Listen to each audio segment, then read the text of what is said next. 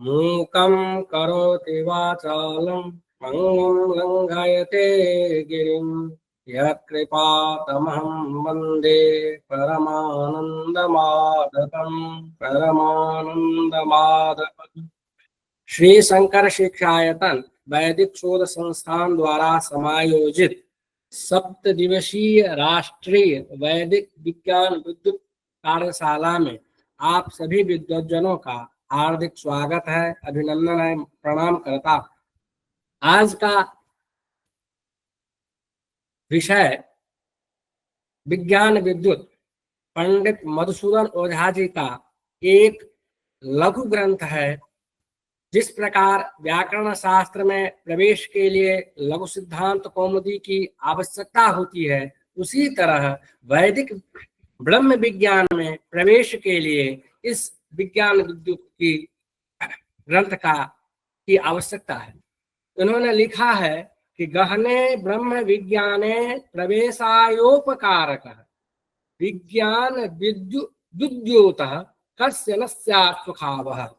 इसमें सुख पूर्वक अल्प समय में इसको आप जान सकते हैं। ब्रह्म विज्ञान को वैदिक विज्ञान का ही एक की शाखा है ब्रह्म विज्ञान।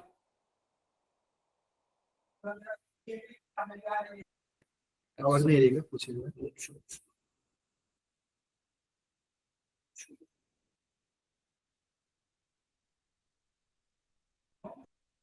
इसमें बढ़ाएंगे। आवाज जा रही है आप लोगों के पास सर? आ रही है, आ रही है आवाज आ रही है। यह प्रकाशक ग्रंथ है, एक लघु ग्रंथ है जिसके माध्यम से ब्रह्म विज्ञान को हम लोग समझ सकते हैं। आज इस कार्यक्रम में हमारे मध्य विराजमान हैं आदरणीय प्रोफेसर रामानुज उपाध्याय सर। आप विषय विशेषज्ञ के रूप में हमारे मध्य हैं। आप श्री लाल बहादुर शास्त्री राष्ट्रीय संस्कृत विश्वविद्यालय के वेद विभाग में आचार्य हैं। आप आज इस व्याख्यान में विषय विशेषज्ञ के रूप में उपस्थित है। मैं आपका हार्दिक स्वागत करता हूं, अभिनंदन करता हूं, प्रणाम करता हूं। आज के द्वितीय विषय विशेषज्ञ के रूप में उपस्थित हैं आदरणीय श्यामदेव मिश्र जी। मैं आपका हार्दिक स्वागत और अभिनंदन करता हूं। आप केंद्रीय विश्वविद्यालय के लखनऊ परिसर में ज्योतिष विभाग में आचार्य हैं। आप ज्योतिष के मर्मज्ञ विद्वान होते हुए भी ओझा जी के ग्रंथ के प्रति आपके विशेष रुचि है। आपका मैं हार्दिक स्वागत और अभिनंदन करता हूं। आज के समग्र कार्यक्रम के सूत्रधार परमादरणीय शुक्ला सर हैं। इस कार्यक्रम के आप अध्यक्ष हैं। मैं आपको प्रणाम करता हूं और आपका हार्दिक स्वागत और अभिनंदन है। इस कार्यक्रम को बढ़ाने में आप सभी विद्वज्जनों का योगदान है। इस मंच पर, इस पटल पर उपस्थित सभी विद्वज्जनों का मैं हार्दिक स्वागत और अभिनंदन करता हूं। अब है वैदिक मंगलाचरण का समय। मैं वैदिक मंगलाचरण के लिए आदरणीय डॉक्टर धर्मेंद्र कुमार पाठक जी से निवेदन करता हूं कि आप वैदिक मंगलाचरण से कार्यक्रम को प्रारंभ करने की कृपा करें। धर्मेंद्र कुमार पाठक जी केंद्रीय संस्कृत विश्वविद्यालय के लखनऊ परिसर में वेद विभाग में आचार्य हैं। आप श्री शंकर शिक्षायतन के अनुरोध को स्वीकार कर यहाँ वैदिक मंगलाचरण के लिए उपस्थित हैं। आपका मैं हार्दिक स्वागत और अभिनंदन करता हूं और प्रार्थना करता हूं कि आप अपने वैदिक मंगलाचरण से कार्यक्रम को प्रारंभ करने की कृपा करें। श्री गुरुभ्यो नमः। हरिः ओम।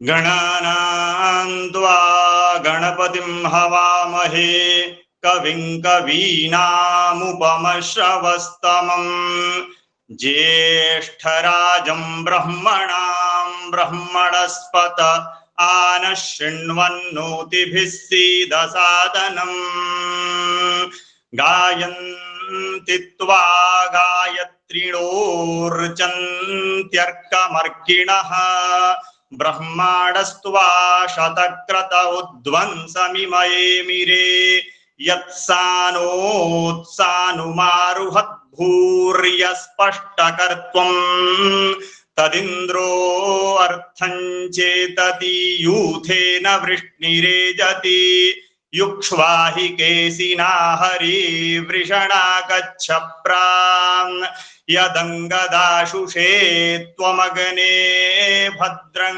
करिष्यसि तवेत्तत्सत्यमङ्गिरः उपत्वाग्ने दिवे दिवे दोषावस्तर्धिया वयं नमो भरन्त एमासि राजन्तमध्वराणां गोपामृतस्य दीदिविं वर्धमानस्वेदमे स नः पिते वसूनवेग्ने सुपायनो भव स च स्वानस्वस्तये हरिः ओम। बहुत बहुत आभार सर, धन्यवाद ज्ञापित करता हूँ। अब समय है व्याख्यान का। मैं आदरणीय उपाध्याय सर से निवेदन करता हूँ कि आप ग्रंथ का के पंक्तितः पाठ से उत्कृत करने की कृपा करें। आदरणीय उपाध्याय सर। आवाज आ रही है? जी आ रही आवाज। सृष्टौ या सर्गरूपा जगदवन विधौ पालने या चरौद्री संहारे चापि यस्या जगदिदमखिलं क्रीडनं या पराख्या पश्यन्ति मध्यमाथो तदनु भगवती वैखरी वर्णरूपा सा स्मद्वाचं प्रसन्ना विधिहरिगिरिशा राधितालङ्करोतु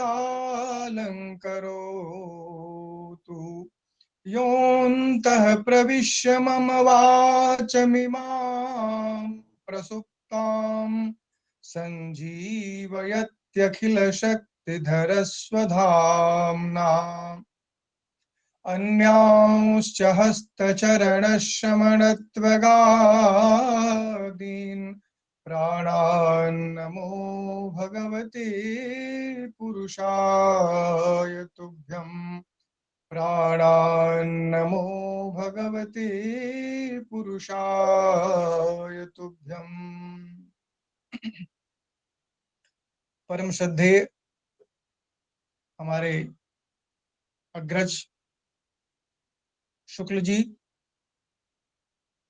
आज इस कार्यक्रम के संचालक अभिन्न हृदय डॉक्टर बिमल जी, अभी वैदिक मंगलाचरण जिन्होंने प्रस्तुत किया अत्यंत श्रद्धेय पाठक जी, इसके साथ ही आज के द्वितीय वक्ता के रूप में पधारे आचार्य चरण और इस माध्यम इस गूगल पर उपस्थित ऑनलाइन उपस्थित सभी सुधी वृंद, हम लोगों का यह परम सौभाग्य है कि आचार्य मधुसूदन ओझा जी का यह ग्रंथ विज्ञान विद्युत, जिसके विषय में बिमल जी ने कहा और आज इसका अध्ययन का एक प्रकार से चर्चा यहाँ प्रारंभ होने जा रही है। वस्तुतः यह हमें अत्यंत प्रिय है। संगोष्ठी की अपेक्षा यदि इस तरह से पुनश्चर्या पाठ्यक्रम होता है तो बहुत ही अच्छा होता है। इसी ब्याज से एक ग्रंथ का अध्ययन पूरा हो जाता है और फिर एक आनंद मिलता है। तो यह इतना सुंदर उपक्रम है और स्वाध्याय के समान तो वस्तुतः कोई यज्ञ ही नहीं है। यह स्वाध्याय यज्ञ है और इस स्वाध्याय यज्ञ का शुभारंभ हो चुका है और आज शुभारंभ है। तो इसी क्रम में बहुत अधिक समय न लेते हुए, क्योंकि विमल जी का निर्देश है कि ग्रंथ पूरा जितना दिया गया है उतना आपको पढ़ाना है और छूटने न पावे, तो इसको ध्यान में रख करके और समय की सीमा को ध्यान में रख करके अब हम लोग प्रारंभ करते हैं। आचार्य चरण के लगभग जो है वैदिक विज्ञान पर 250 ग्रंथ हैं, इससे ऊपर ही ग्रंथ होंगे। और आचार्य चरण ओझा जी वैदिक विज्ञान पर बहुत काम किए हैं। काम का कहने का मतलब ये है कि यदि उनको वैदिक विज्ञान का प्रणेता यदि कह दिया जाए तो कोई अतिशयोक्ति नहीं होगी। और यदि वास्तव में ये नहीं होते तो वेदों में जो विज्ञान है, वस्तुतः विज्ञान किसे कहते हैं, आज हम लोगों को समझ में नहीं आ पाता। तो बहुत सारे ग्रंथ हैं उनके, उन ग्रंथों में से एक यह जो है विज्ञान विद्युत है, और इस ग्रंथ का आज शुभारंभ होने जा रहा है। विज्ञान विद्युत का मतलब विज्ञान से तात्पर्य आधुनिक विज्ञान से नहीं, अपितु विशिष्टम ज्ञानम विज्ञानम। विज्ञान की जो परिभाषा आचार्य चरण करते हैं, उसी विज्ञान, और वह विज्ञान कैसा है, वैदिक विज्ञान है। तो हम लोगों का ध्यान इधर जाना चाहिए कि वैदिक विज्ञान विद्युत, विद्युत का विद्योतते इति विद्युत, अर्थात जो प्रकाशक, वैदिक विज्ञान का जो प्रकाशक है, उसी का नाम विज्ञान विद्युत है। अस्तु, तो हम लोग चले, सबसे पहले आचार्य चरण मंगलाचरण करते हैं। और वस्तुतः यदि यह ऐसे समय में प्रारंभ हुआ है, यह पुनश्चर्या पाठ्यक्रम, कि वर्षा का मौसम भी है और ठीक इसी समय विद्युत का भी प्रभाव होता है। इसीलिए कालिदास ने बहुत बढ़िया कहा, विद्युत दाम स्फुरत चकितैस्तत्र पौरांगनानाम लोलापांगै यदिन रमसे लोचनैर वंचितस्या। इसलिए हम लोग भी इससे वंचित न हो, तो इस दृष्टि से विज्ञान विद्युत का हम लोग शुभारंभ करते हैं। आइए हम लोग सबसे पहले आचार्य चरण को प्रणाम करते हैं, क्योंकि यह ग्रंथ जो है आचार्य चरण के, ओझा जी के जितने ग्रंथ हैं बहुत ही दुरूह हैं, और केवल अक्षरार्थ कह देना बहुत अच्छा नहीं है, और न ही उस विषय का चिंतन, जब तक पूरा विषय जो है हस्ता मलकवत न हो तब तक आचार्य चरण के ग्रंथों का अध्ययन, इनके विषय में कुछ कहना बड़ा जो है वो है। फिर भी उनको प्रणाम करते हुए हम लोग आगे चलते हैं। सबसे पहले आचार्य चरण मंगलाचरण करते हैं। मंगलाचरण करने में कहते हैं कि विज्ञान विद्युत संचारादज्ञान तिमिरात्ययः क्षणिकोऽपि सुखाय स्यात् वेद मार्गे विचारिणाम। गहने ब्रह्म विज्ञाने प्रवेशायोपकारकः विज्ञान विद्युत उद्योतः कस्य न स्यात् सुखावहः। बहुत बढ़िया बात कहे। कहते हैं कि विज्ञान विद्युत संचारादज्ञान तिमिरात्ययः, कोई एक व्यक्ति अत्यंत घोर अंधकार में, कोई एक पथिक रास्ते में जा रहा है और कुछ भी नहीं उसे सूझ रहा है, और मार्ग में जाते हुए जैसे ही एक बिजली जो है, बिजली का प्रकाश आता है, और जैसे उसे रास्ता मिल जाता है, रास्ता, आगे का रास्ता कैसा है, जैसे उसे दिखलाई दे देता है, उसी तरह यह विज्ञान विद्युत नाम का जो ग्रंथ है, वह वैदिक विज्ञान में प्रवेश के लिए एक मार्ग प्रशस्त करता है। यह एक जो है प्रकाश स्तंभ के रूप में विज्ञान विद्युत है, वैदिक विज्ञान के रूप में। इसलिए विज्ञान विद्युत संचारात अज्ञान तिमिरात्यः क्षणिकों भी, कहते हैं कि भाई मान लीजिए, जैसे कि यह जो विद्युत है वह बहुत देर तक नहीं रहती है, अंतरिक्षस्थ जो विद्युत है, तो कहा क्षणिकों भी सुखाय स्यात्, क्षण भर के लिए भी यदि वह प्रकाशित कर दे तो सुखाय स्यात् वेद मार्गे विचारिणाम। और कहा कि वेद मार्ग में जो वेद मार्ग के जो पथिक हैं, वेद मार्ग में जो विचरण करने वाले हैं, ऐसे जो पथिक हैं, वेद जिज्ञासु हैं, उनके लिए यह विज्ञान विद्युत एक प्रकाश स्तंभ के रूप में है, प्रवेश के लिए है, कि मार्ग जो है उनका प्रशस्त हो जाएगा। और इसीलिए कहा कि विचरताम भी प्रयोग बड़ा अच्छा है, जो व्याकरण है इस पर विचार करेंगे। वेद मार्गी विचारिणाम। अस्तु, अब कहते हैं कि गहने ब्रह्म विज्ञाने प्रवेशायोपकारकः।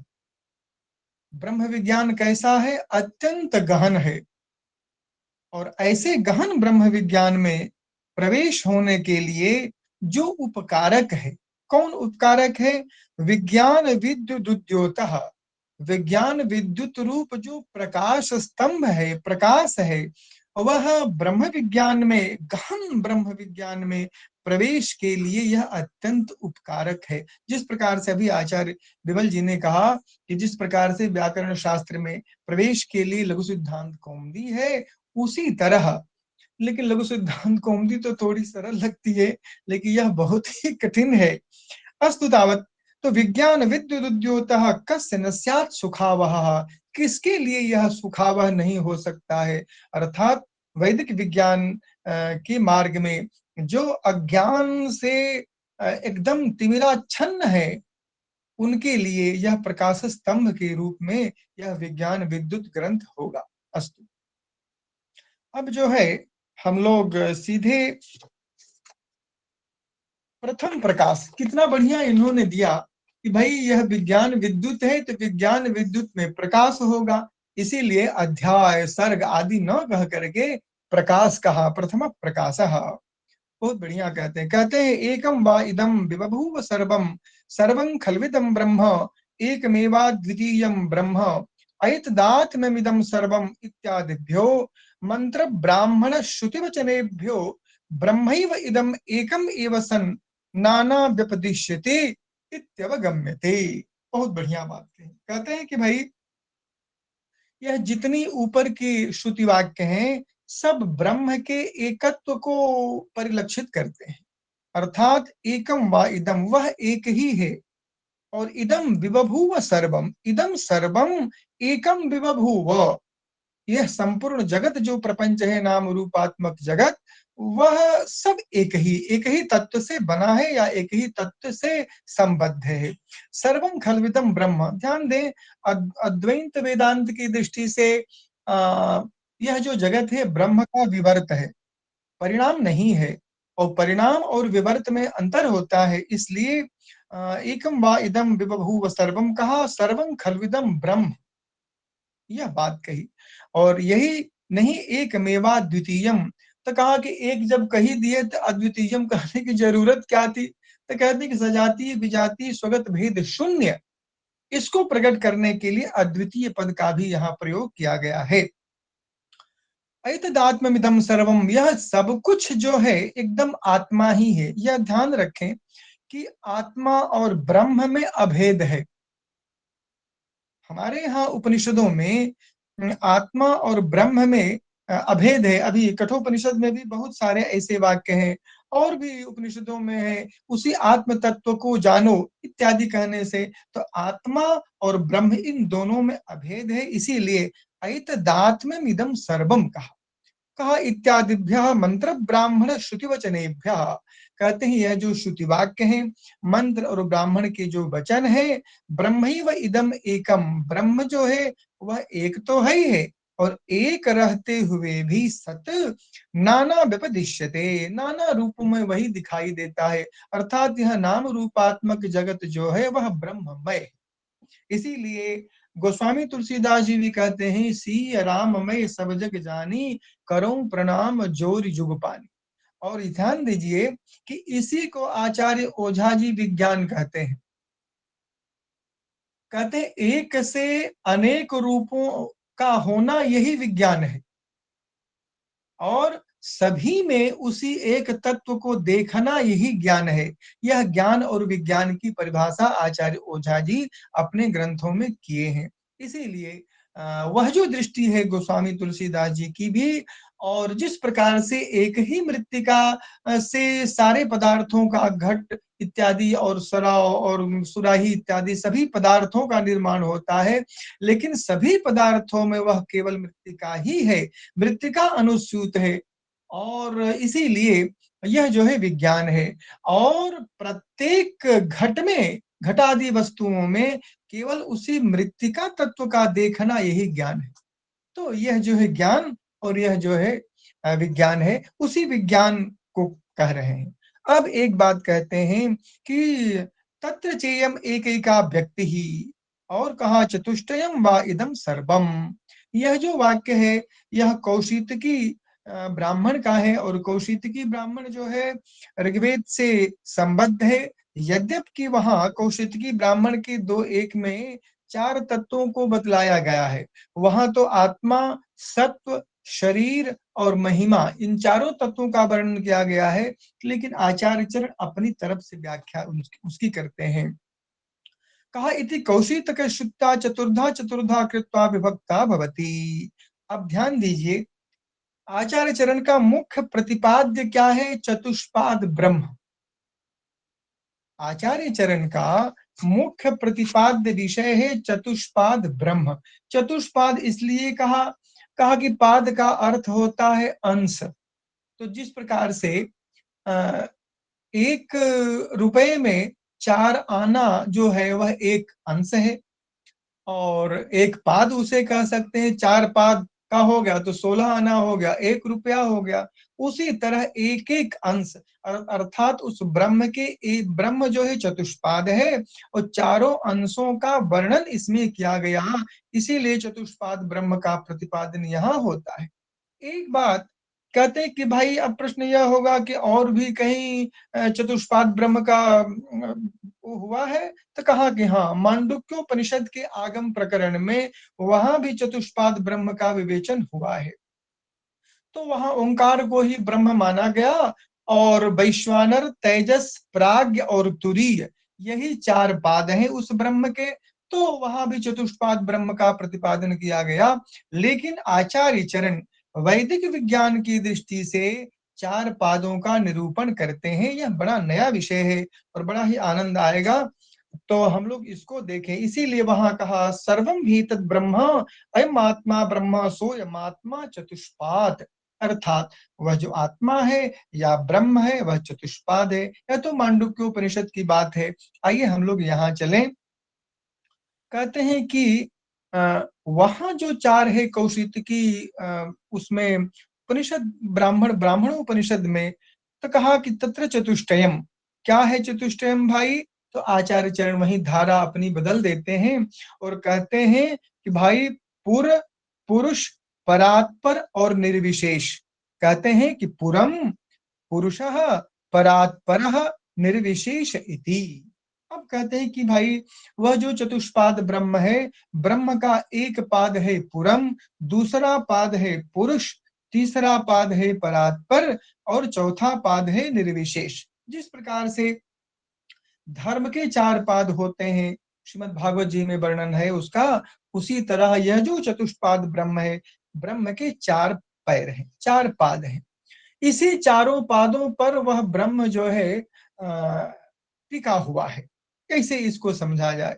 तो कहते हैं कि भाई यह पुर क्या है, पुरुष क्या है, परात्पर क्या है और निर्विशेष क्या है, इन चारों का वर्णन करते हुए सबसे पहला जो पाद है पुर का वर्णन करते हैं। पुर का तात्पर्य हम समझ लें, पुर का अर्थ होता है शरीर। कैसे इसका वर्णन करते हैं?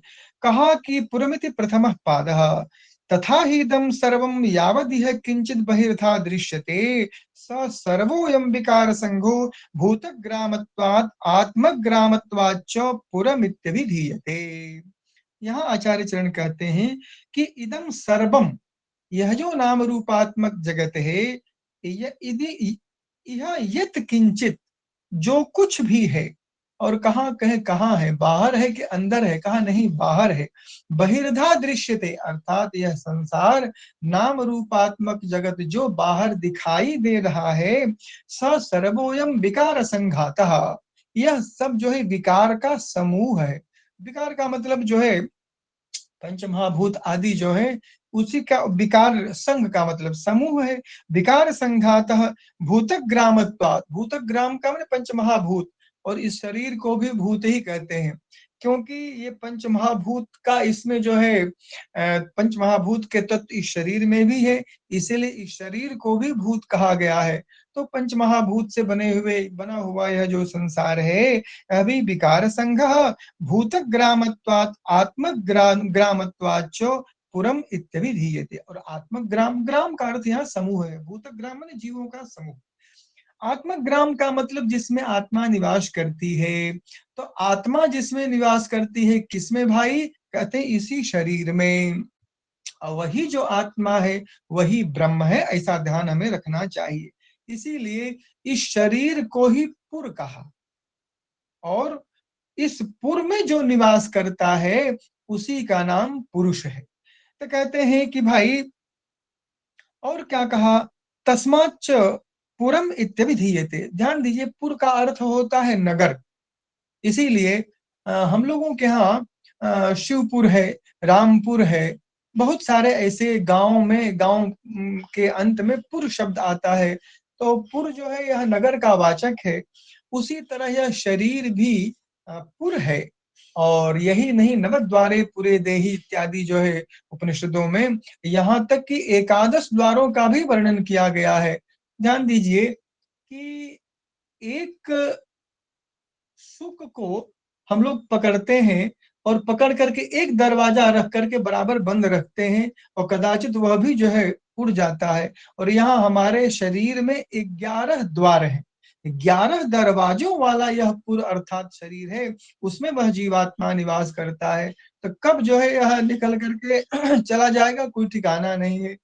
इसीलिए तो कहीं नवद्वार का, कहीं एकादश द्वार का वर्णन किया गया है। तो एकादश द्वारों वाला यह जो पुरः अर्थात शरीर है, कहा उसी को हम पहला वह पाद है, इसीलिए उसको पुर कहा।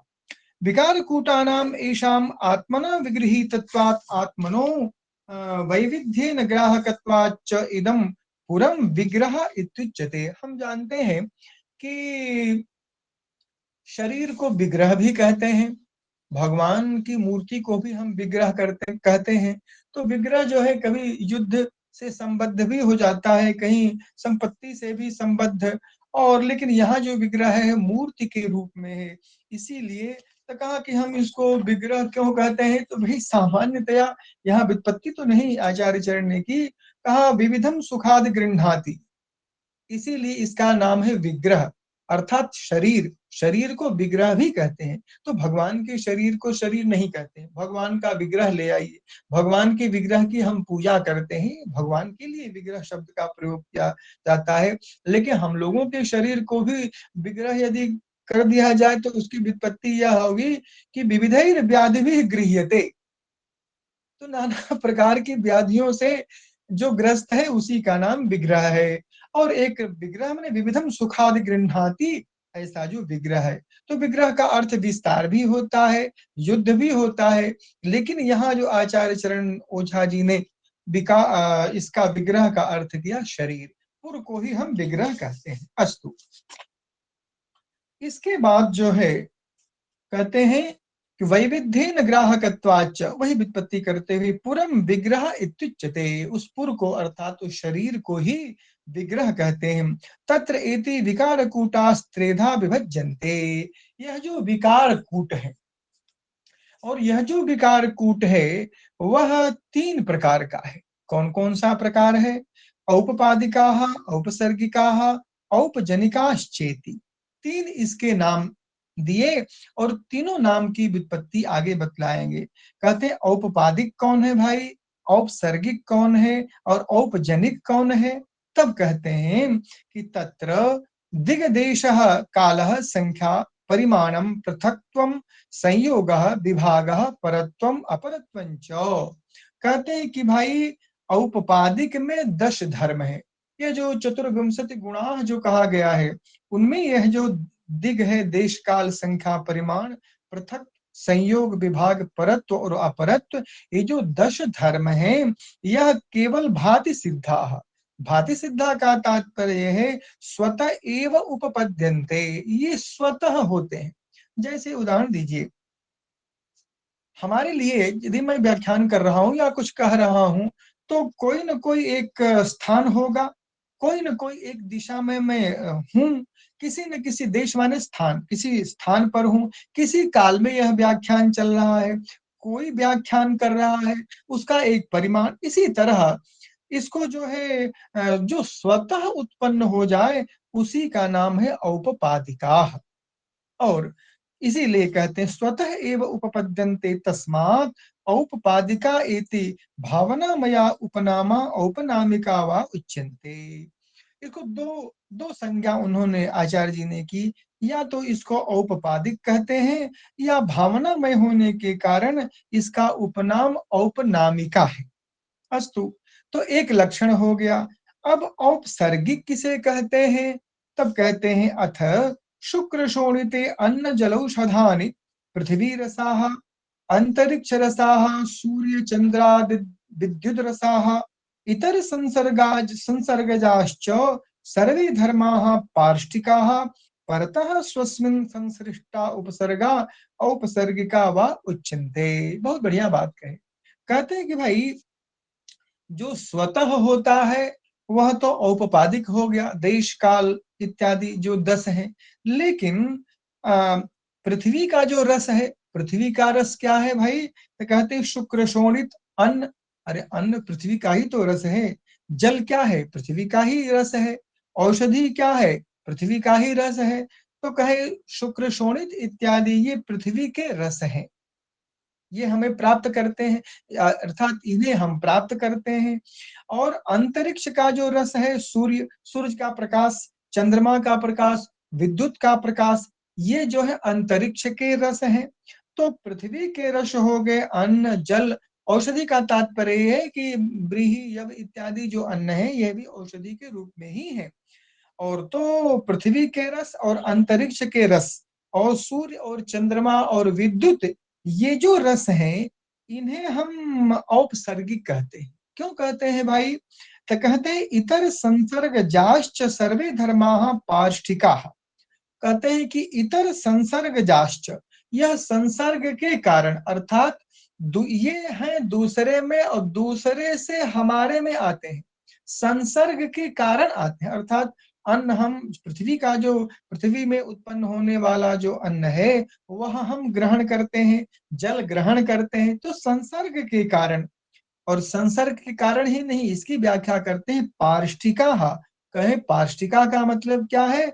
तो कहते हैं परतः स्वस्मिन् संसृष्टा, दूसरी जगह से हमारे में आते हैं, इसीलिए इन्हें औपसर्गिक कहते हैं।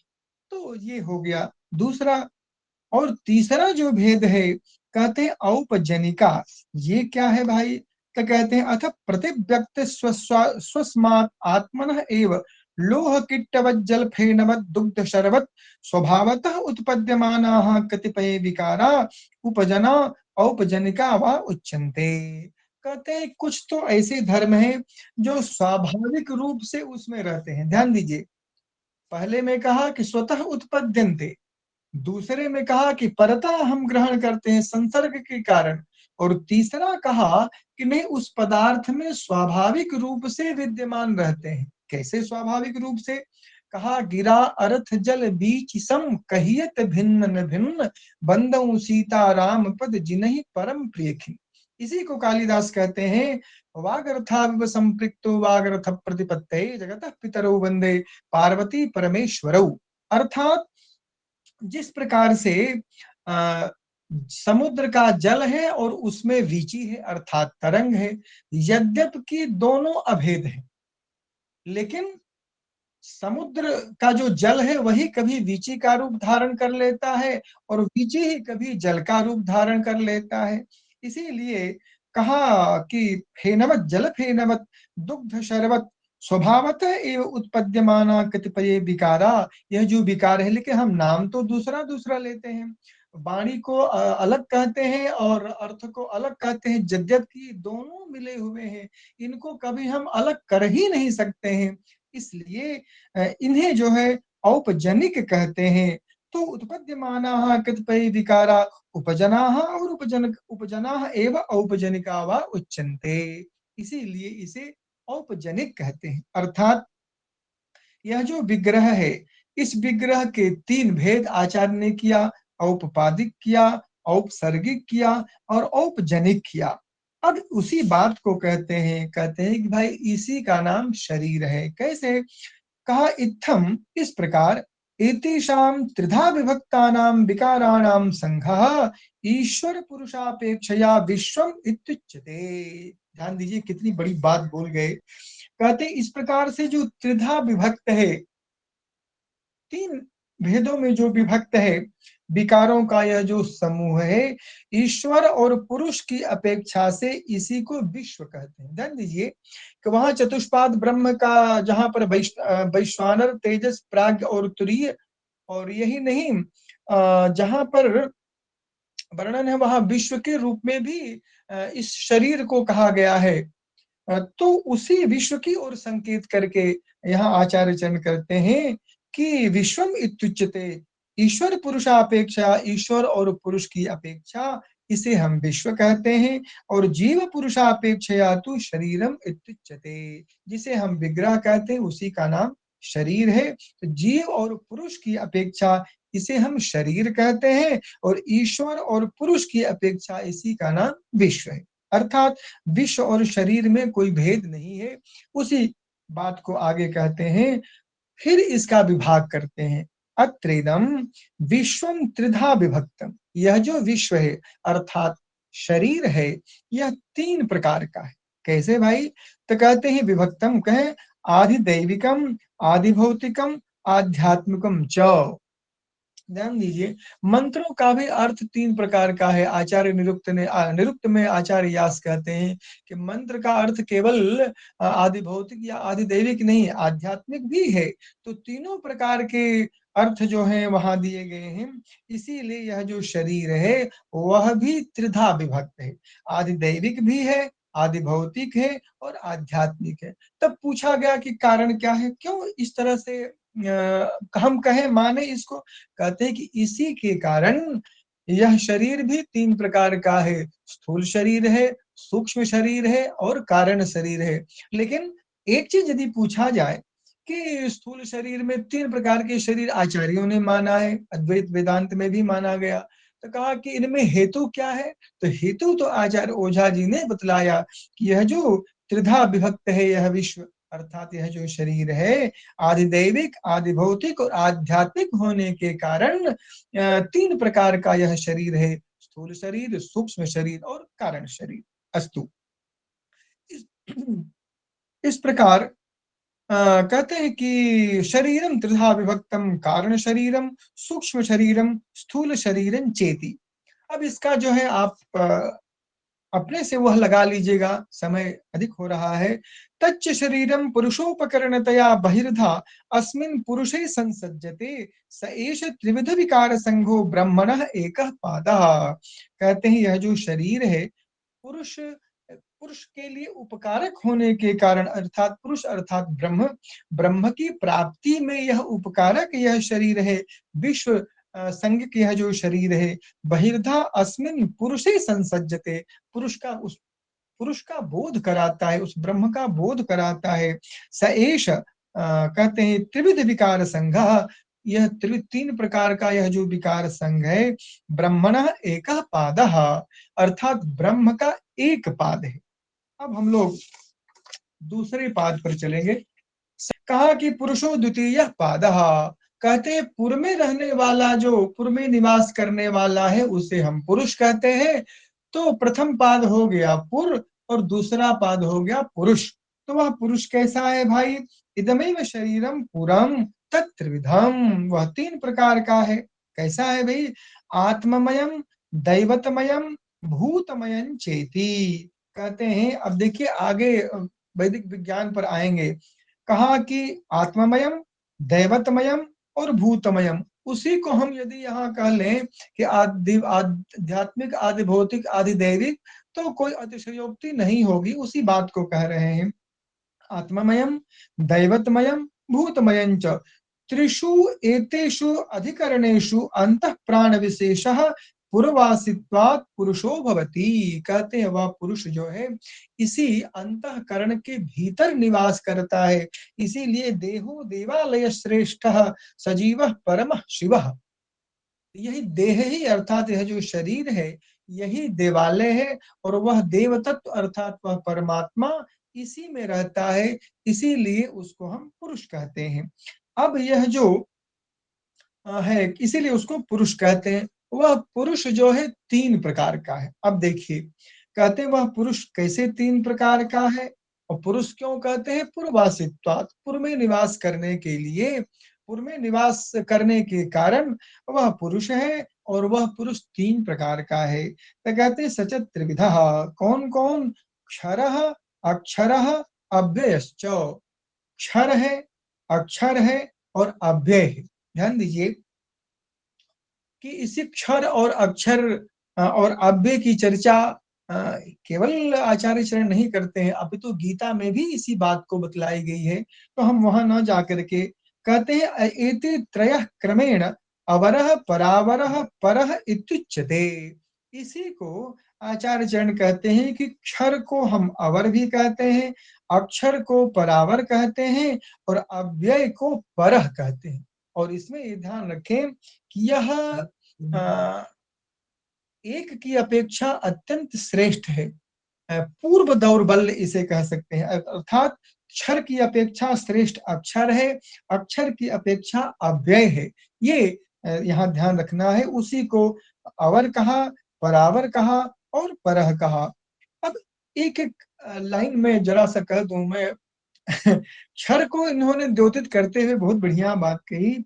तत्र क्षर पुरुषः सर्वेषां विकार संघानाम उपादान कारणम भवति। वह जो क्षर पुरुष है वह उपादान कारण है, सभी का उपादान कारण है। उपादान कारण का मतलब जैसे घट का उपादान कारण मृत्तिका है, घट का उपादान कारण मृत्तिका है, उसी तरह सभी विकार, जितने विकार संघ हैं, समूह हैं, सभी विकार संघों का उपादान कारण क्या है? वह क्षर पुरुष है। क्षर पुरुषः सर्वेषां विकार संघातानां उपादान कारणम भवति। तो कहा कि यही विकार संघ है, इसका उपादान कारण वह क्षर पुरुष है। लेकिन जिज्ञासा यहाँ होती है, क्षर सर्वाणि भूतानि कूटस्थोक्षर उच्यते। तो क्षर तो यहाँ सभी जीवों को कहा गया है, और क्षर जो है इनको कैसे कहा? उपादान कारण ये कैसे होता है? तो इस पर चर्चा हमारे आचार्य चरण करेंगे। वस्तुतः जो हमें अपनी बुद्धि से जो मैंने समझा इसे, वह आपके समक्ष और रखा। इसी के साथ मैं आचार्य ओझा जी को प्रणाम करते हुए अपनी वाणी को विश्राम देता हूँ, और धैर्य पूर्वक आप लोगों ने सुना। आप लोगों को बहुत बहुत धन्यवाद। प्रणाम। आपके प्रति मैं प्रणाम पूर्वक आभार प्रकट करता हूँ। आपने विषय को अत्यंत स्पष्टता से वर्णन किया है। अब हमारे मध्य विराजमान हैं आदरणीय श्यामदेव मिश्र जी। आप केंद्रीय संस्कृत विश्वविद्यालय के लखनऊ परिसर में आचार्य हैं। आपसे मैं अनुरोध करता हूं कि आप अपने व्याख्यान से हमें उपकृत करने की कृपा करें।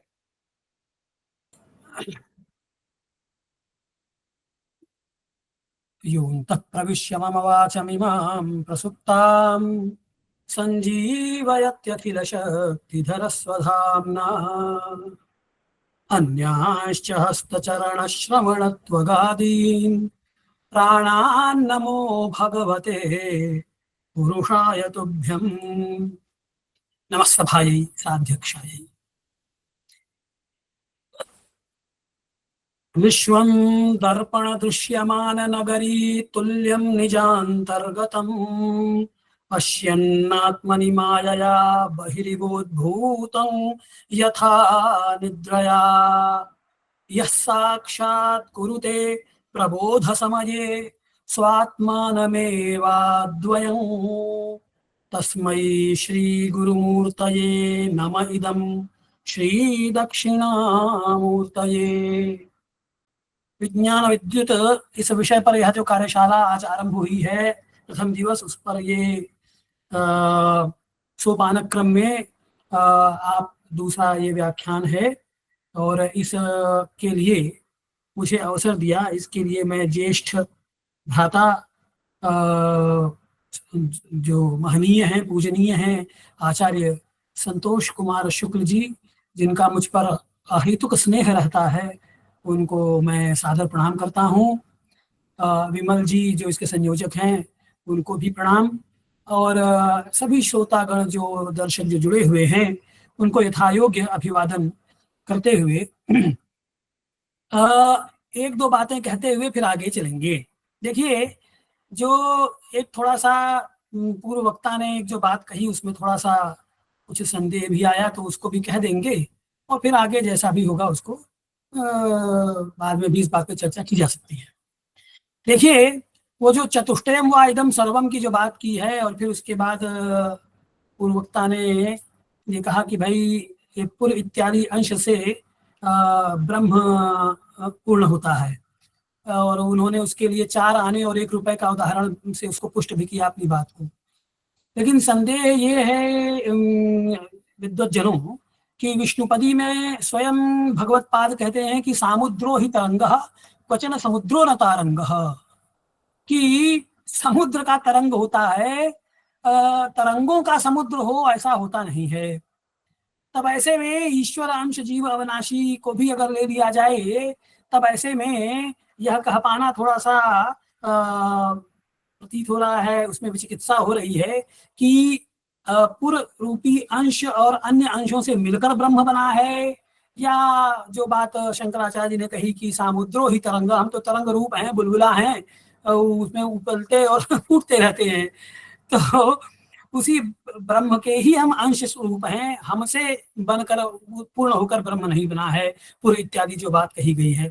तब जो मुझे समझ में आया पाद का अर्थ जो ओझा जी ने किया है कि सोपान, ये समझ लीजिए कि उसको समझने का सोपान क्या है, तो प्रथम सोपान पुर है, फिर उसके बाद आगे के पुरुष परात्पर और निर्विशेष, ये बात एक आई जो मुझे थोड़ी सी कहनी थी अपनी बात। अच्छा, एक बात और है कि जो पुर की बात की है, उस पुर में मुझे एक बड़ा सुंदर याद आता है, वो नाम अपाहरू दिवस निशी ध्यान तुम्हार कपाट लोचन पद निज जंतिका जे अचा ही प्राण की बाट, कि माता कहती हैं कि यह जो पुर है, पुर की बात जो बात की गई है कि यह पुर का मतलब जो धारण करे, जो तो ये भूत ग्राम को धारण करता है, आत्मक ग्राम को धारण करता है, इसलिए पुर है। तो अब यह जो पुर है, उस पुर में वो कहती हैं कि ध्यान तुम्हारा कपाट, तुम्हारा जो ध्यान है हे प्रभु, हे प्रियतम श्री राम, तुम्हारा जो ध्यान है वही इस पुर शरीर रूपी जो पुर का कपाट है, वो ध्यान हमेशा आता रहता है तो कपाट बंद है, कपाट खुले नहीं रहा है और नाम पाहरू दिवस निशी, और तुम्हारा नाम दिन भर जो मैं लेती रहती हूँ दिन रात राम राम, तो वो पहरेदार बन के इस पुर के सामने खड़े हैं। और लोचन पद निज जंत्रिका, और लोचन जो है वो तुम्हारे उसमें लगे हुए हैं कि तुम दिखोगे तुम दिखोगे, उसकी कुंडी लगी हुई है लोचन की इस पुर में है। और जा ही प्राण की बाट, कि तुम आ जाओ तब प्राण निकले, तुमको देख ले एक बार तो ये पुर छोड़ के प्राण चले जाएं, इस तरीके की बात भी कही गई है। बहरहाल देखिए, ये मेरी आवाज तो आ रही है ना? जी आ रही है। अच्छी बात है। तो विद्वज्जनों, जो ये पुर की बात की है, ये पुर 3 प्रकार का कहा, मतलब कि यूं समझ लीजिए कि एक के ऊपर दूसरा मुलम्मा, दूसरे के ऊपर तीसरा मुलम्मा ऐसे चढ़ा हुआ है। सबसे छोटा फिर भूतमय, या और भूतमय के बाद फिर दैवतमय, और उसके बाद फिर आत्ममय, अथवा इसके विपरीत समझ लीजिए कि भूतमय फिर दैवतमय और फिर सबसे छोटा आत्ममय। इस प्रकार से इन 3 आधारों में यह के भीतर प्रविष्ट होने वाला ये विशेष प्रकार का जो प्राण है, अब ये प्राण चूंकि पुर का वासी है इसलिए पुरुष कहलाता है। अब वह पुरुष भी 3 प्रकार का, जैसा कि अभी आचार्य पूर्ववक्ता जी ने कही कि ये 3 प्रकार का है, क्षर अक्षर और अव्यय। अब ये जो क्षर पुरुष है, ये समस्त विकार समूहों का उपादान कारण बनता है। तो उपादान कारण जैसा कि आप जानते हैं कि भाई वह कारण जिसके बिना कार्य का आरंभ ही न हो सके, अर्थात उसका मूल है और वह कार्य में परिणत हो जाए, जैसे मिट्टी। अब मिट्टी के बिना घड़ा बनेगा नहीं, और इतना ही नहीं है बल्कि वह मिट्टी ही घड़ा बन जाता है। तो मिट्टी घट के निर्माण में उपादान कारण हुआ। ठीक उसी प्रकार क्षर पुरुष भी विकार समूहों का उपादान कारण है। वो जो विकार हैं, विकार समूह, वो विकार समूह ऐसे हवा में लहराते नहीं रहेंगे पुरुष चाहिए तब तो वो विकार भी अस्तित्व में रहे, वरना उन विकारों का कोई मतलब नहीं है। तो वो विकार, अब जैसे मिट्टी में घड़ा भी बन जाएगा और मिट्टी से आप जो चाहे वो घर का भी निर्माण हो जाएगा, है घटपट भी बन जाएगा, उसमें पट नहीं, मट्टी का दुकान तो बना ही जाएगा है। तो इस प्रकार से क्षर पुरुष जो है वो विकार समूहों का उपादान कारण हुआ, मतलब कि वही हो गया, विकार समूह रूप हो गया। तो इसलिए समस्त विकारों का आत्मा है, क्योंकि उसी में संपूर्ण। अच्छा, अब विकार जो हैं वो चूंकि उसी में उत्पन्न होते हैं, उसी में स्थित होते हैं, उसी में लीन होते हैं, इसलिए उसको आत्मा भी कह दिया। अब समस्त विकार क्षर पुरुष के आधार पर ही सत्तावान है, जैसा कि मैंने आपसे भी बात कही, और उसके लिए उदाहरण दिया, जिसका उदाहरण व्याख्याकार ने भी दिया है कि भाई मृत्तिका में घट की स्थिति है और तंतुओं में पट की स्थिति है, उसी वही स्थिति क्षर पुरुष में विकारों की है। तो क्षर पुरुष के भीतर विद्यमान अक्षर पुरुष है? वह समस्त विकारों का निमित्त कारण रूप से जनक बनता है। अब देखिए, निमित्त कारण वह जो कार्य के निर्माण में आवश्यक सहायक तो है, किंतु कार्य के रूप में परिणत भी हो जाए यह आवश्यक नहीं।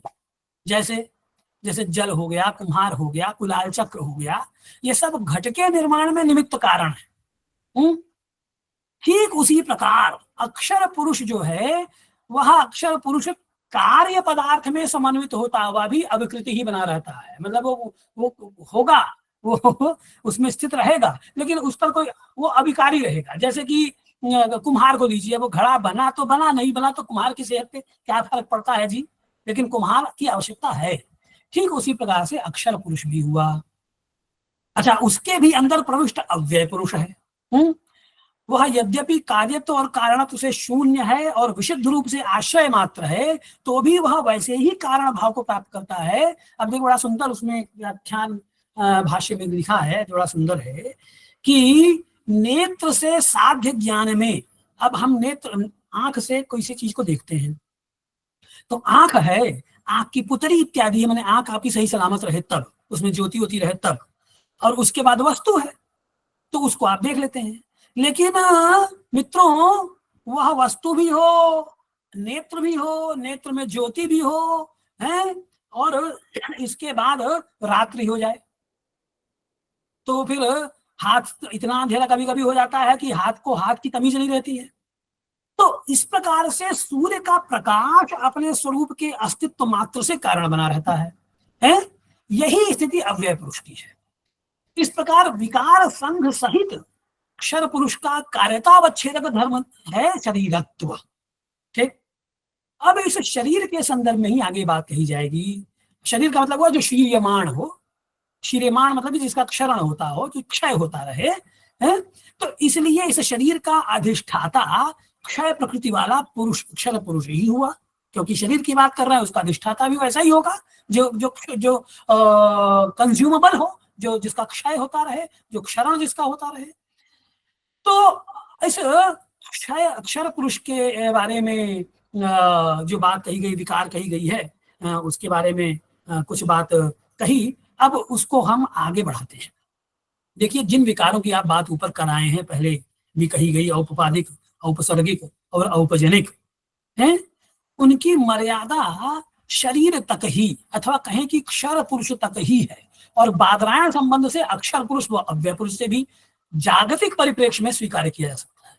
इससे अतिरिक्त या कहें कि इसके बाहर इन विकारों का अस्तित्व ही नहीं है। इसीलिए कहा, क्या कहा कि त्रिपुरुषान नातिरिच्यते केचित्, कि ये जो पुरुषत्रय है इससे अतिरिच्य फिर नहीं है, विकारों की स्थिति अस्तित्व नहीं है। क्षर पुरुषाश्रितो यं विकार संघः शरीरम उच्यते इत्युक्तम। क्षर पुरुषाश्रित विकारों का जो समूह है वही शरीर कहलाता है। शरीर के बारे में मैंने आपसे पहले ही कहा कि शीर्यमाण होता है। तो तच्च शरीरम क्षरात्मकत्वात्, जो कि उसका क्षरण होता है, तो इसीलिए अक्षर पुरुषे अंतर्भूतम इति त्रिपुरुषान नातिरिच्यते केचित्, उससे अतिरिक्त या बाहर इन त्रिपुरुषत्रय से बाहर इन विकारों का अस्तित्व नहीं है, जिनकी ऊपर चर्चा की गई और जिनको पूर्ववक्ता ने आपके सामने रखा। अब देखिए, ये जो क्षर पुरुष है, ये क्षर पुरुष भी उसका भी पांचविध्य कहा गया है।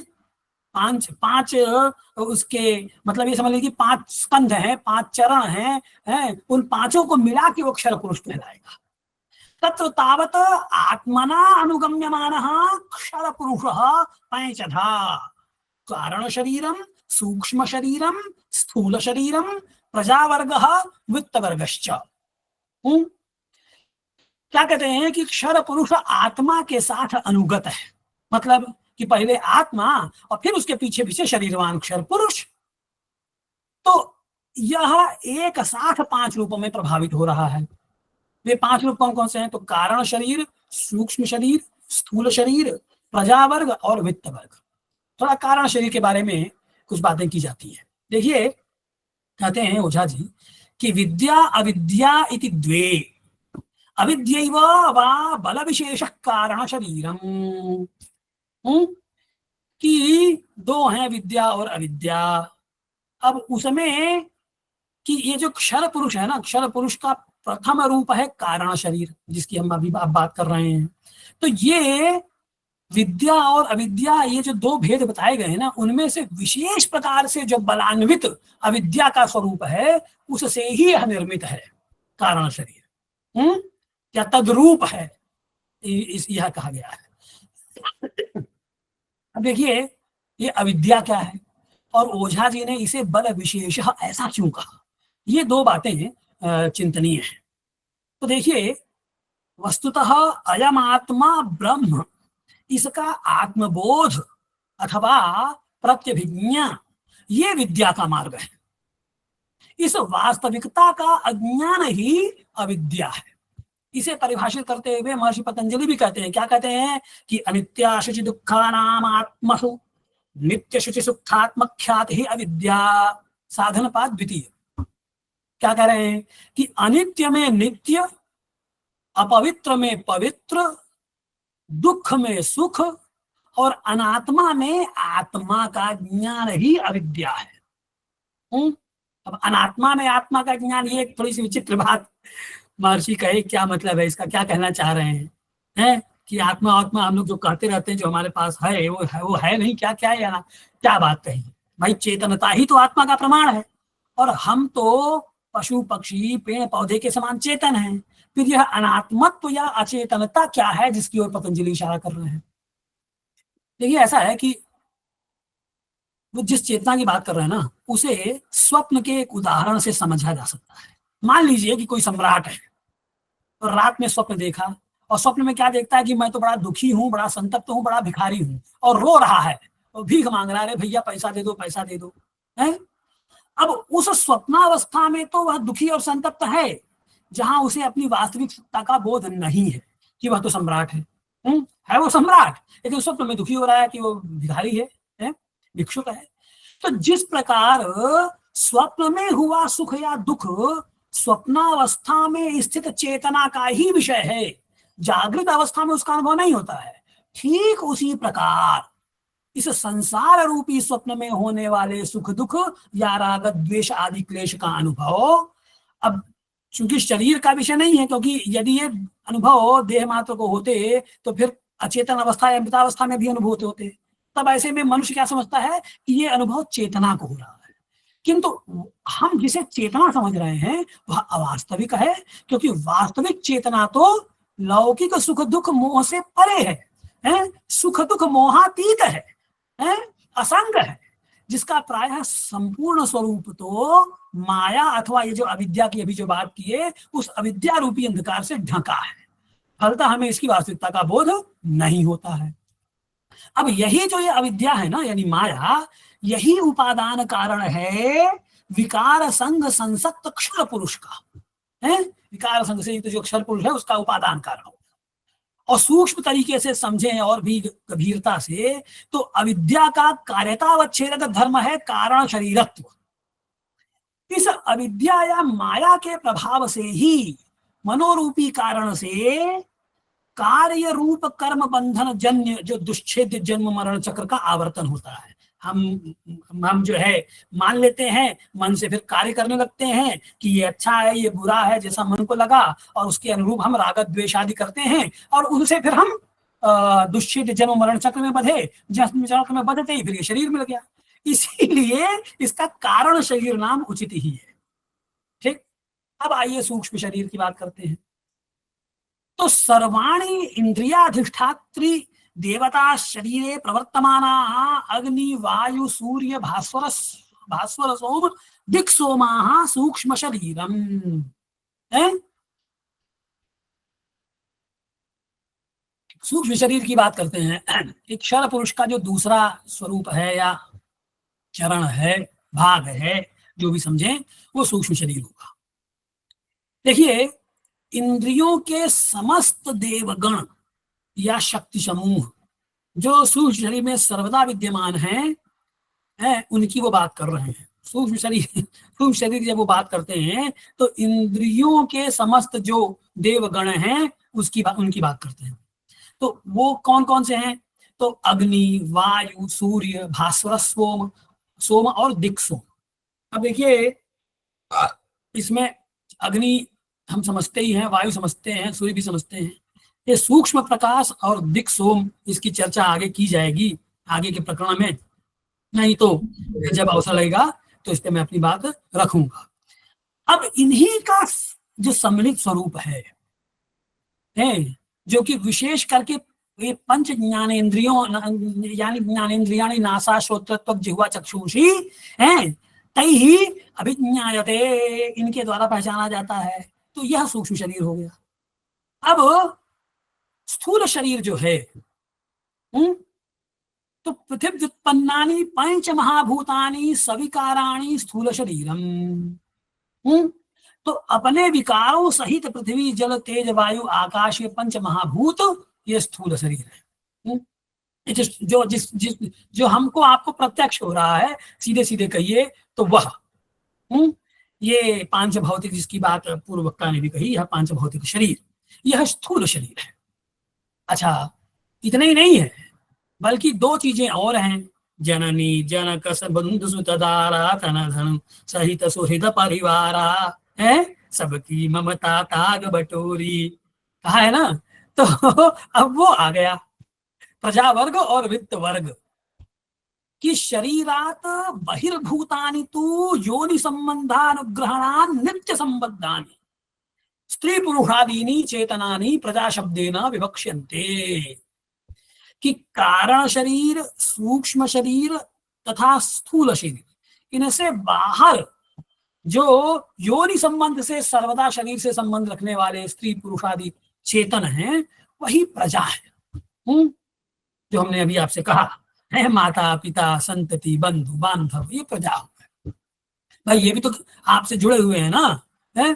तभी तो इनमें भी ममत्व होता है, ममत्व बुद्धि तो रहती है इनमें।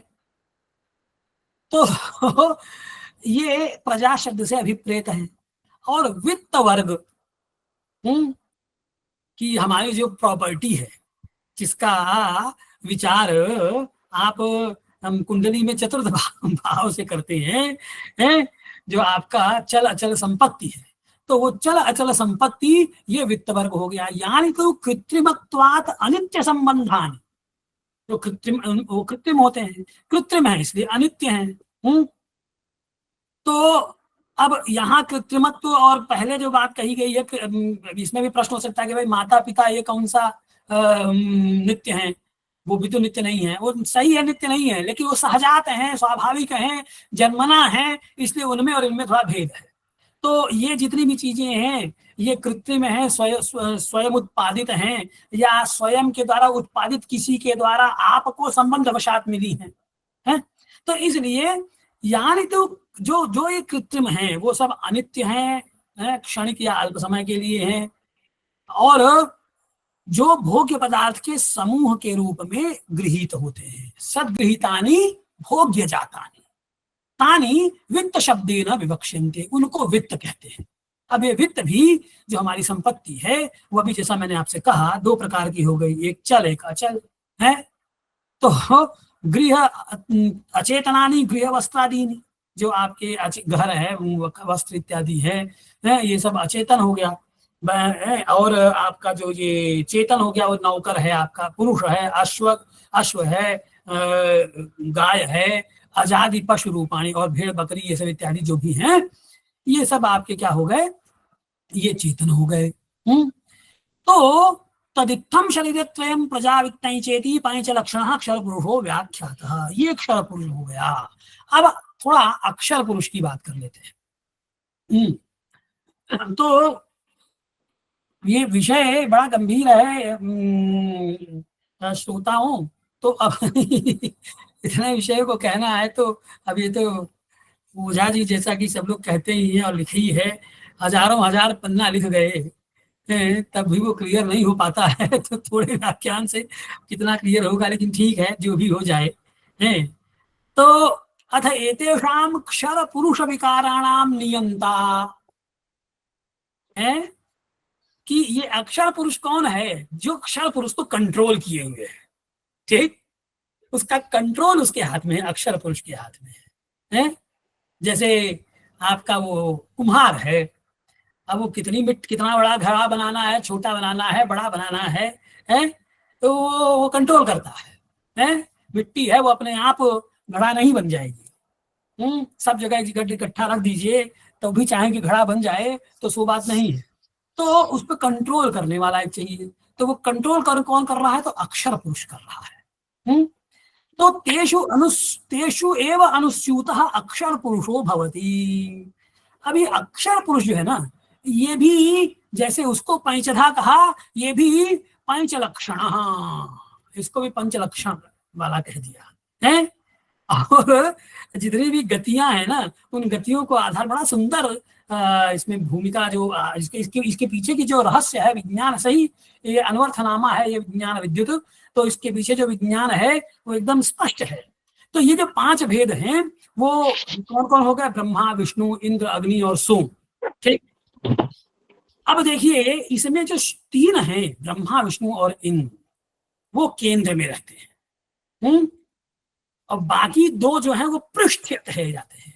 आद्यास्त्रयोक्षरा हृदयः, 3 कौन कौन है, ब्रह्मा, विष्णु और इंद्र, ये हृदय में स्थित है, मतलब कि केंद्र में है, एकदम केंद्र में स्थित होते हैं, माने मेन यही है। और बाकी जो है दोनों अंतिम दोनों अग्नि और सोम, ये बैक साइड में रहते हैं, पृष्ठ, इसीलिए पृष्ठभाग में होने से अंत्य उद्भव पृष्ठ्यौ ऐसा कहा है। अब ये जो अब थोड़ा इन पर विचार विमर्श आगे गंभीर किया है कि ये जो अक्षर त्रयात्मक हृदय और पृष्ठ अक्षर द्वयात्मक जो हैं, इनके बारे में थोड़ी बात कही है, इनका पोर्टफोलियो थोड़ा सा क्लियर किया है कि ये क्या है, कैसे काम करते हैं। तो देखिए पहली बात कही कि हृदय हैं ब्रह्मा, विष्णु और इंद्र। अब उसमें ये कहते हैं कि धारणा का काम, प्रतिष्ठा, धारणा है, प्रतिष्ठा, तो ये जो प्रतिष्ठा का काम है ये ब्रह्मा जी के हाथ में है। उसकी शक्ति जो है वो ब्रह्मा कही जाती है। और विष्णु का स्वरूप है यज्ञमय। यज्ञ का मतलब हुआ अग्निसोमात्मक जगत, जो अग्निसोमात्मक है वही यज्ञ है। और इंद्र का स्वरूप वीर्यमय है, ठीक।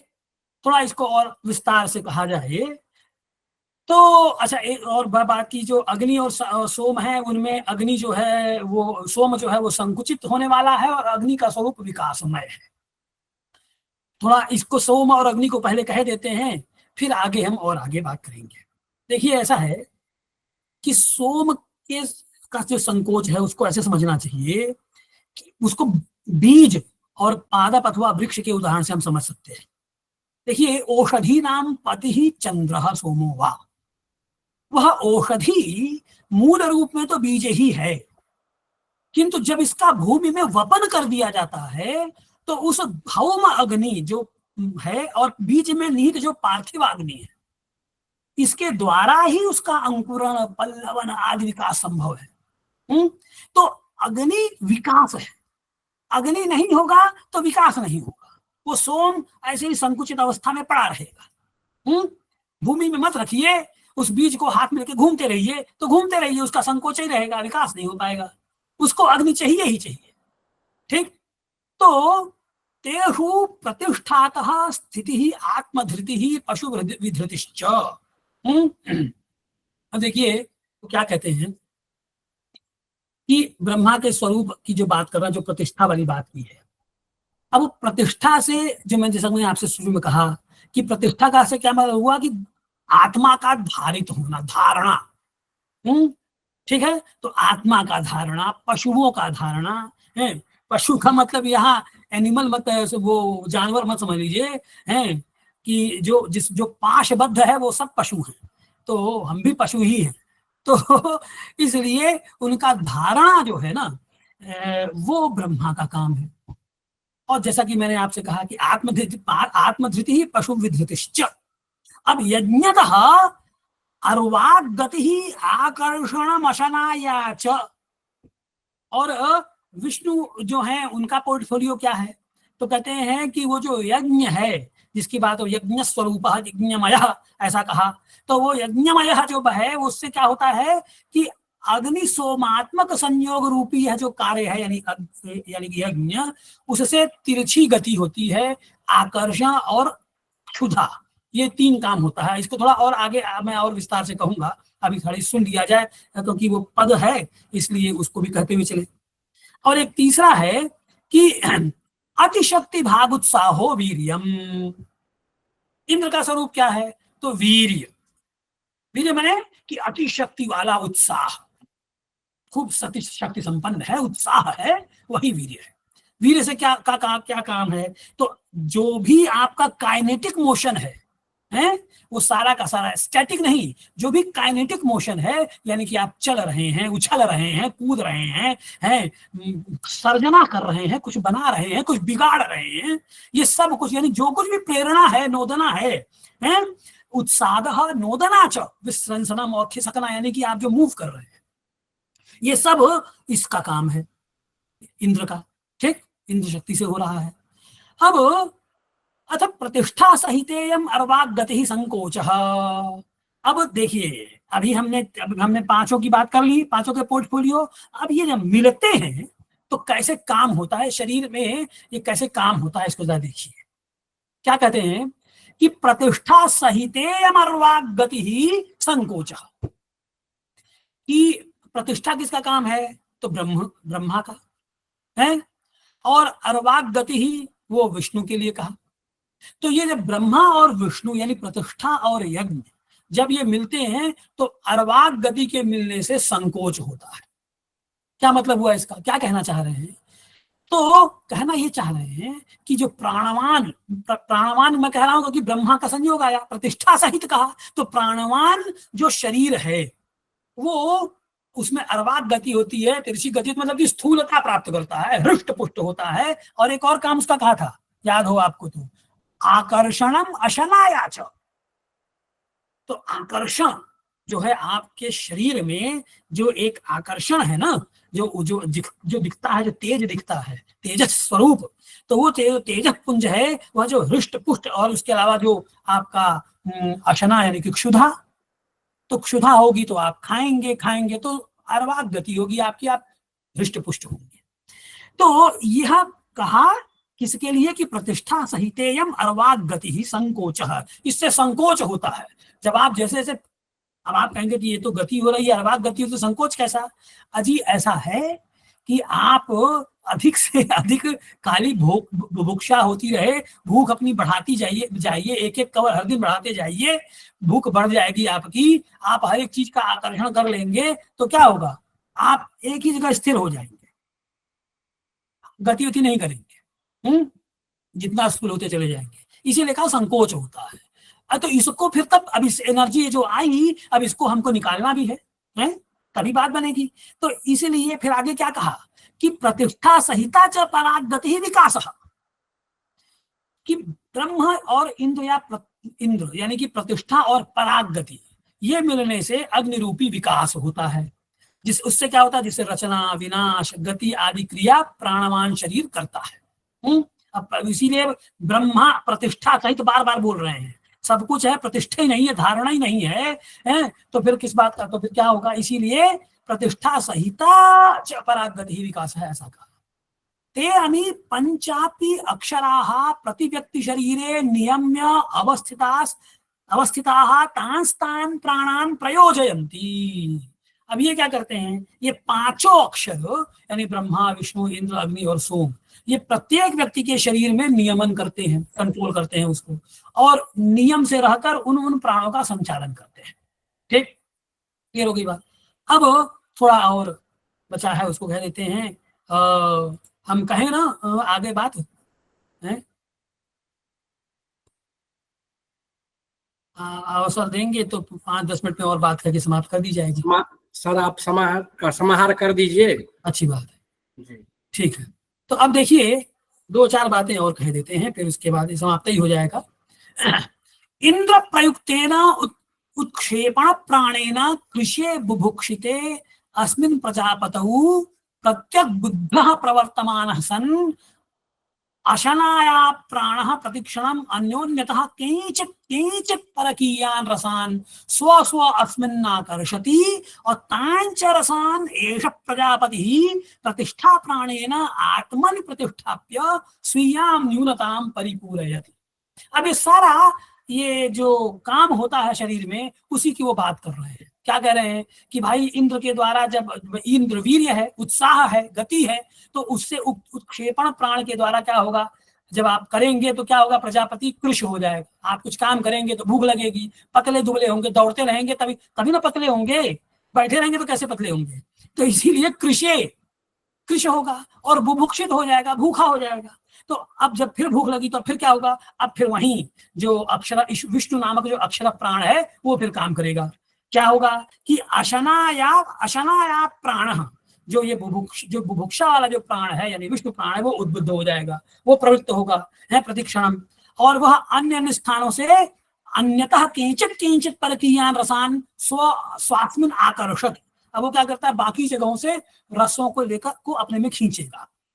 बाकी जगहों से क्या मतलब है, मैंने जहां से आपको तत्व मिल सके, अरे भोजन करेंगे हैं, हर प्रकार का, सूर्य के पास जाएंगे तो आपको विटामिन डी मिलेगा, हवा लेंगे हैं, हर एक चीज आवश्यक है।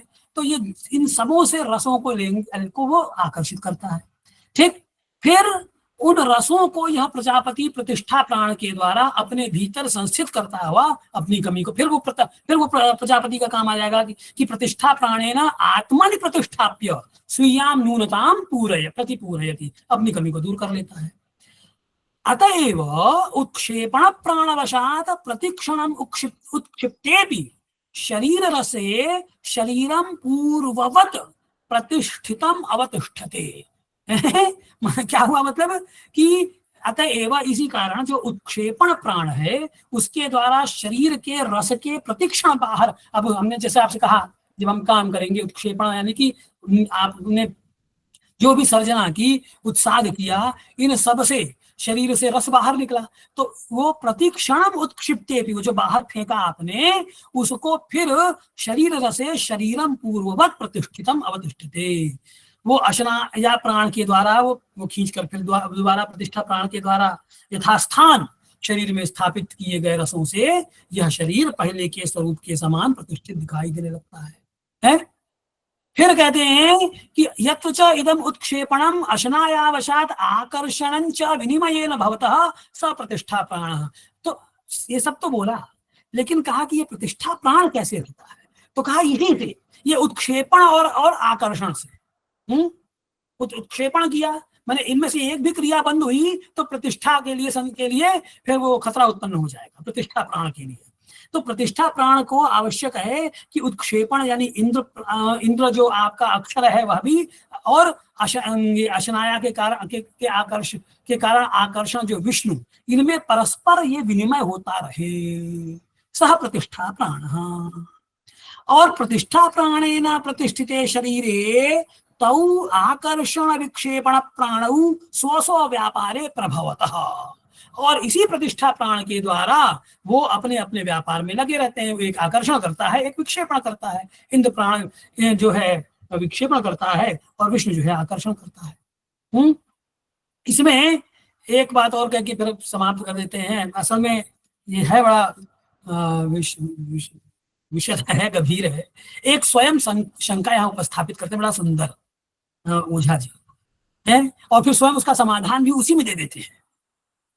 कहते हैं कि यत्रापि शब्दादौ क्वचित प्रतिष्ठा प्राणो न दृश्यते तत्रापि स्वल्प मात्रया अवश्यम प्रतिष्ठा प्राणोऽभ्युपगन्तव्यः अन्यथा कस्मात् इदं शब्दोत्क्रमणं संभवेत्। कह रहे हैं कि देखिए जो शब्द जो हम करते हैं, ये जो हम व्यक्त इकाइयां हैं हमारी, हम जो भी बोलते हैं, तो उनमें प्रतिष्ठा प्राण है कि नहीं है, हैं? क्योंकि शब्द तो उच्चरित हुआ अर्थात मुख के माध्यम से छोड़ा जाता है। वह भी एक स्थान पर स्थित रहकर, कभी आप चाहे लेटे लेटे कहिए, बैठे बैठे कहिए, किसी की आवश्यकता नहीं उसमें और किसी प्राण की, है? तो आपने मुख से तो छोड़ दिया उसको, तो वो संदेह उत्पन्न हुआ यहाँ पे, अन्यथा कस्मात् इदम शब्दोत्क्रमणम संभवेत्, कि शब्द में प्रतिष्ठा प्राण समाहित है कि नहीं, है? ये एक संदेह उत्पन्न होता है। किंतु फिर कहते हैं कि उसमें भी अल्प मात्र में प्रतिष्ठा प्राण अवश्य है, क्योंकि अगर वो नहीं होगा तो प्राण के बिना शब्द बाहर निकलेगा कैसे। इसके लिए समीक्षा चक्रवर्ती जी दीपक का आश्रय लेते हैं। क्या कहते हैं? किंतु यथा प्रदीपेर चिशो रसस्य उत्क्रमणेपि प्रतिक्षणं तैलाकर्षणात् प्रतिष्ठिता सैकरूपा दीपार्चिः भवति तथा अस्मिन् शब्दे प्रतिष्ठा न दृश्यते। तो दीपक का और तेल का उदाहरण देते हैं। दीपक जब जलती है उसमें तेल रहता है, बत्ती है, बत्ती के माध्यम से प्रकाश हमेशा दिखता रहता है। तो वो जो तेल है वो वस्तुतः उस वर्तिका के माध्यम से तो बाहर निकल रहा है, उसके माध्यम से तेल है, तेल वर्तिका में आया और वो जला और वो धुआं हो गया। तो प्रति क्षण तो तेल खत्म हो रहा है जा रहा है, फिर वो नीचे से जो तेल लेता है। ठीक इसीलिए वो कह रहे हैं यथा प्रदीपे अर्चिषः, है कि दीपक में जो वो लौ है ना, लौ, वो लौ के द्वारा रसस्य उत्क्रमणे भी, रस को बाहर फेंके जाने पर भी प्रतिक्षणम तैलाकर्षणात्, प्रतिक्षण उसमें तैल का खिंचाव रहता है। माने वो प्रवाह नित्यता है जी उसमें। ये नहीं है कि वो उसको भी आप क्षण कहना चाहें कह लीजिए कि उस क्षण रहा फिर नहीं रहा, लेकिन वो उसमें प्रवाह नित्यता है। वो प्रतिक्षण तैल का खिंचाव होगा, प्रतिक्षण वो आगे बत्ती की ओर बढ़ेगा और वो प्रकाश का में वो बनाकर फिर वो चला जाएगा। तो वह लौ या अर्ची प्रतिष्ठा या एक रूप वाली दिखाई देती है, वैसी ही प्रतिष्ठा या स्थिति शब्द उच्चारण में तथा अस्मिन् शब्दे प्रतिष्ठा न दृश्यते। लेकिन वस्तुतः ये परोक्ष रूप से उस युक्ति से शब्द आदि में भी प्रतिष्ठा आई है। हमने कहा, शब्द निकला और तुरंत फिर दूसरा शब्द सृजित हो गया और फिर वो निकला। तो इसमें भी प्रवाह नित्यता है, प्राण प्रतिष्ठा इसमें भी है। इस बात को वो कहना चाह रहे हैं। तो दो तीन बातें कुछ अंतिम की रह गई हैं, उसको छोड़ के अब विषय बड़ा गंभीर है आचार्यों, तो इसमें जितना इसको कहा जाए उतना कम है। इसमें और भी बातें कुछ संदेह उत्पन्न करती हैं जो कही जा सकती हैं, लेकिन फिर कभी विस्तार से। तो ये अवसर दिया आप लोगों ने, इसके लिए मैं आप सबका हृदय से आभारी हूँ। भाई साहब को फिर एक बार प्रणाम करता हूँ और विमल जी और अन्य सभी मित्रों को प्रणाम करते हुए अपनी वाणी को विराम देता हूँ। धन्यवाद। बहुत बहुत आभार सर। एक ज्योतिष के द्वारा, ज्योतिष शास्त्र के मर्मज्ञ विद्वान के द्वारा दर्शन शास्त्र के गंभीर विषयों का उद्घाटन करना अपने आप में अप्रतिम योगदान है। आपको मैं बार बार प्रणाम पूर्वक धन्यवाद समर्पित करता हूँ। अब इस कार्यक्रम के अध्यक्ष आदरणीय शुक्ला सर हमारे समक्ष उपस्थित हैं। सर से प्रार्थना करता हूँ कि आप अपने अध्यक्षीय उद्बोधन से हमें उपकृत करने की कृपा करें। याम मेधाम देवगणा पितरश्च उपासते तया मामद्य मेधया अग्नि मेधाविनम कुरु। परमादरणीय वेद शास्त्र के मर्मज्ञ आचार्य रामानुज उपाध्याय जी एवं भारतीय ज्योतिष, गणित शास्त्र और वेदांत आदि शास्त्रों में परिनिष्ठित आचार्य आदरणीय श्यामदेव मिश्र जी और इस पटल पर देश भर से उपस्थित सभी आचार्यगण, शोधार्थीगण, बहुत ही आप लोगों का उत्तम व्याख्यान था और हम लोगों का बहुत मार्गदर्शन हुआ।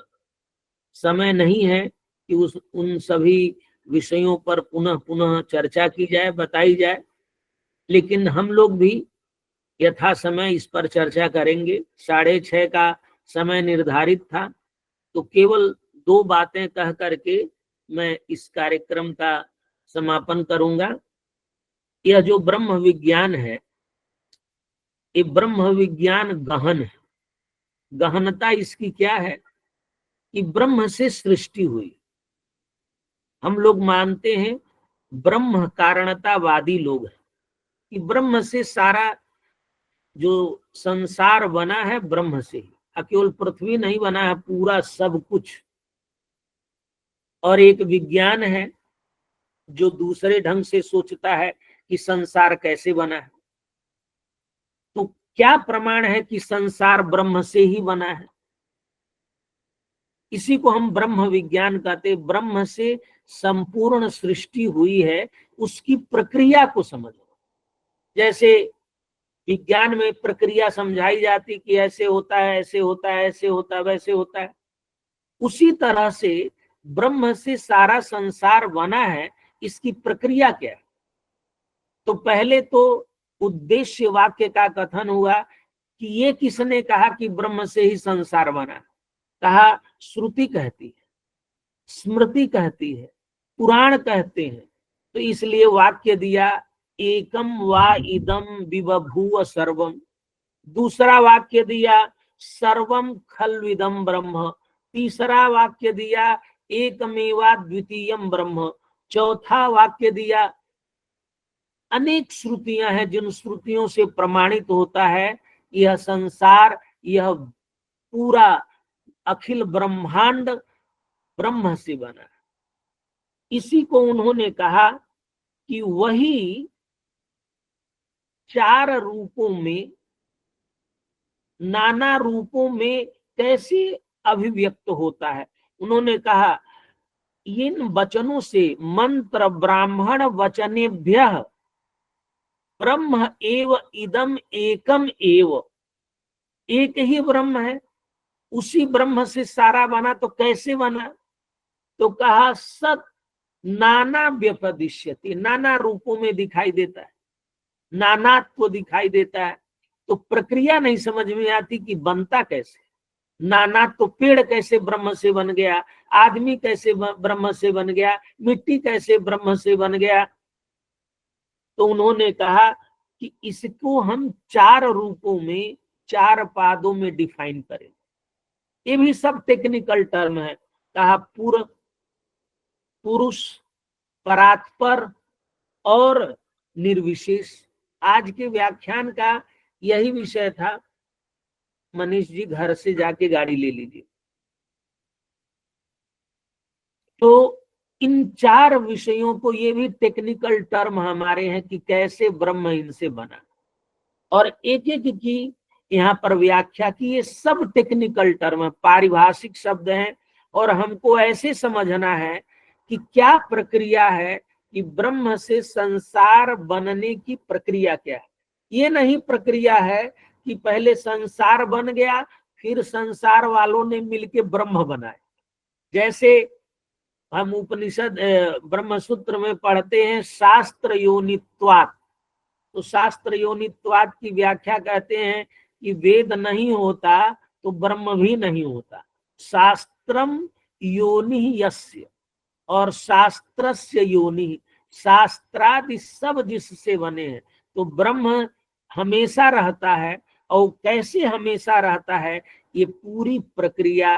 तो प्रक्रिया की दृष्टि से समझिए, और पारिभाषिक शब्दों को अलग करते जाइए, और उन पारिभाषिक शब्दों को ओझा जी ने कैसे समझाया है, और हमें समझना क्या है कि संसार बना कैसे ब्रह्म से, ये समझाया गया है।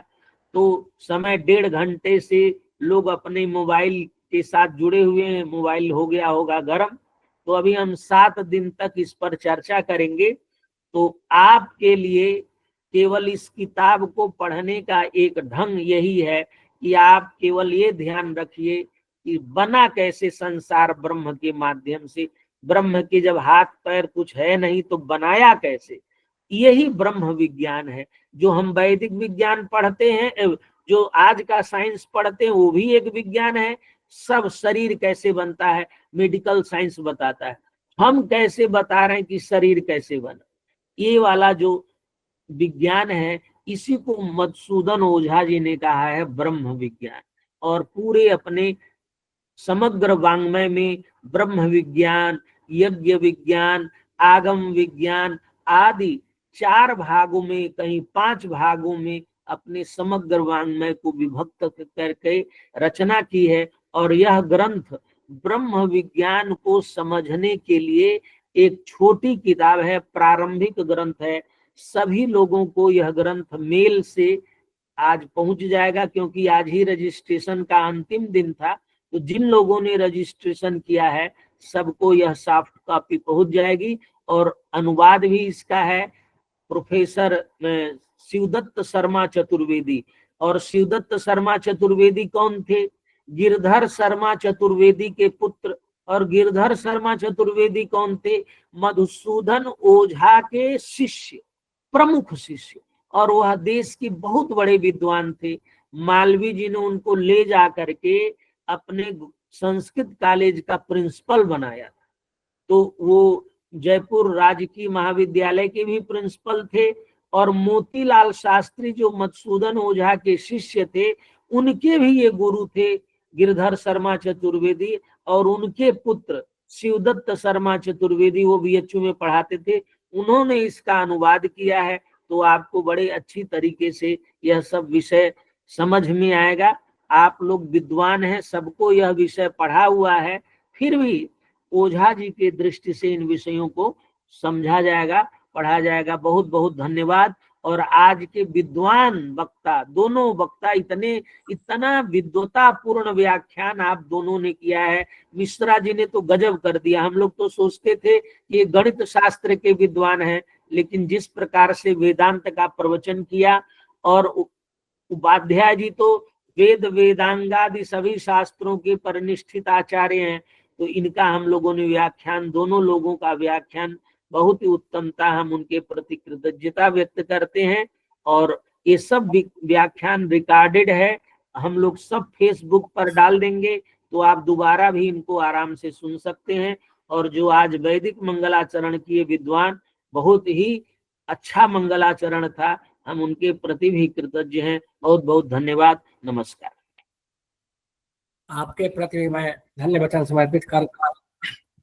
आज का विषय अत्यंत गंभीर था और आदरणीय उपाध्याय सर ने, आदरणीय मिश्र जी ने, सभी ने इस विषय को स्पष्ट करने का प्रयास किया। आज का कार्यक्रम इसी से द्योतित हो रहा है कि अभी हमारे मध्य 130 विद्वान अभी जुड़े हुए हैं। देश भर के से आज विद्वान जुड़े हुए हैं। एक पुणे से संस्कृत भिन्न कम से कम 50 व्यक्ति इसमें ऐसे हैं जो संस्कृत भिन्न हैं। पुणे से एक फिजिक्स के विद्वान हैं, उनका फोन आया था और उनका भी है।